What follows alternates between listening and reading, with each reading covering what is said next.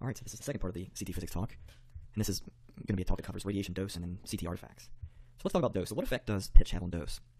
Remember that we said if we have a pitch less than 1, that means that our slices are overlapping. So if we have overlapping slices, we're going to have more dose.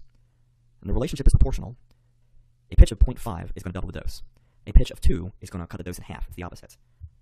So 0.5 equals 2 times dose. My point is that it is proportional. So there's a variation with the scan plane. So in a regular diagnostic imaging setting, the entrance dose for the skin is much larger than the exit dose, because your low energy X-rays are going to be attenuated early on. In CT, it's different because the scanner spins all the way around and you've got a very highly filtered beam. So the dose is symmetrically distributed, or at least it's supposed to be. Now obviously the center is still going to end up getting less. Body phantoms show it that it's about half as much in the middle compared to the edges. So something like this.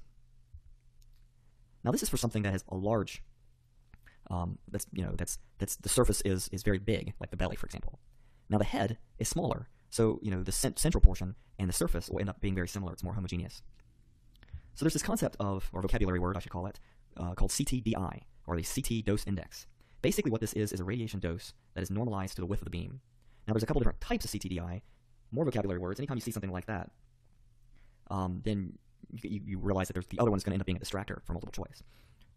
So a weighted CTDI, this is something that you think about with that belly, where the central third, you have third central, 2/3 peripheral, and that added up gives you your weighted CTDI. It's correcting. Or you can have a volume CTDI, which is your weighted divided by your pitch. Now there's another vocabulary word that's probably even more important called DLP, or dose length product, and you can imagine that this is going to involve the length of the scan, dose length product. So you take your volume CTDI and you multiply that by your scan length. So going back here, this one is your volume CTDI. So if you were going to start all the way at the beginning, you'd have to calculate, if potentially, a weighted CTDI to use in the calculation for your volume CTDI, to use in the calculation for your DLP. Now, what is the effective dose that you're actually giving a patient? To calculate that, you need the DLP times a constant K, and this constant is variable depending on the body part. So what are the big differences between CTDI and DLP? CTDI is given in gray, it's usually milligray. DLP is given in sieverts. So what the hell is a milligray? What the hell is a sievert? How are they different?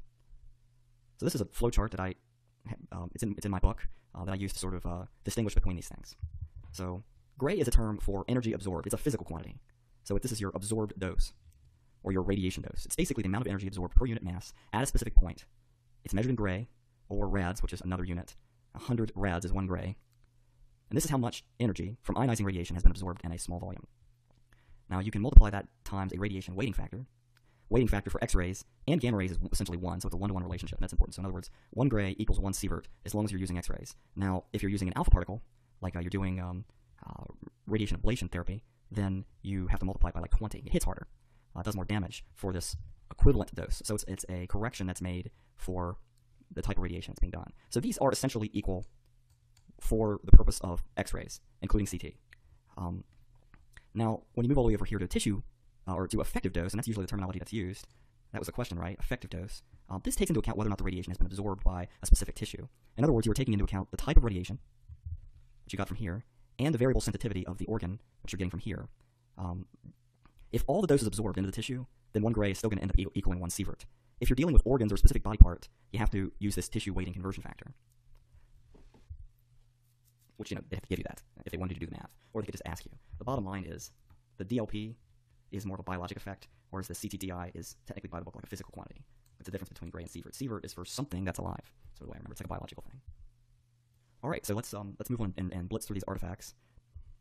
So the first artifact is this idea of cupping. Now, if you remember this picture that I showed here on a prior slide, there's variation depending on the slice plane. Even though this is a head, and I said you usually don't see this kind of difference unless it's big, you can see it sometimes in heads are an artifact. So you've got X-rays passing through the middle of a uniform shape, like a head or a round belly, and the more hardened X-rays are going to be those, they're hardened more when they travel through the middle relative to traveling through the periphery, which is a shorter path.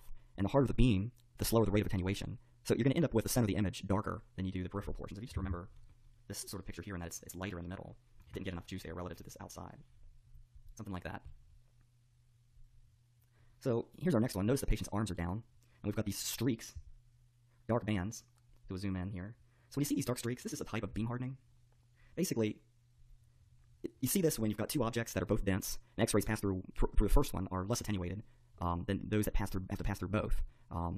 So you end up with these dark bands and streaks. And you can fix this a bunch of different ways. You can pre-harden the beam to try to remove lower energy components. That would be like adding a bow tie filter. There's certain software that can be used, but probably the easiest way to fix things is to just position the patient correctly with their arms up, or tilt the gantry to avoid going through two dense things like that. So here's the next case. This is like 3 images stacked. I'm going to scroll. So here's a top image. Here's the middle one. Looks like a PE, right? And then here's the one underneath it. It looks like there's just lung under there. So back in middle, top, middle, below. So are you going to have to call that as a PE? So this is an idea of partial volume. So I said that data is acquired sort of in these voxels, in these three-dimensional cubes. So if you've got information on a ball, a solid ball or nodule or piece of bone here, it's right dead in the middle. It's going to show up. But what if it is sort of half in one box and half in the other? Well, then you're going to end up with something that looks like it's gray. Basically because it's averaging anything, all the information in this cube is getting averaged together, and then it's generating an image. So we've got this plus a bunch of blackness, darkness, and you end up with something that's like that. So how do you fix that? Basically, you make the slices thinner. And if the noise is really bad, then you can acquire thin slices and then do a post-processing correction and thicken them. But if you've got thinner slices, you are going to be able to it's going to go black, white, black, black, black, instead of a gray in there. All right, so hopefully this will project well. Sort of have this sort of mottled, wavy, pixely looking stuff in the middle here. And this is a gigantic fat guy, right? So this is this concept of photon starvation, where it looks grainy. So your options to improve this are more photons, right? Improving the number of photons per box, increase the MA, or decrease the slice thickness. Increase the slice thickness, make the boxes thicker, so again, you're getting more photons per box.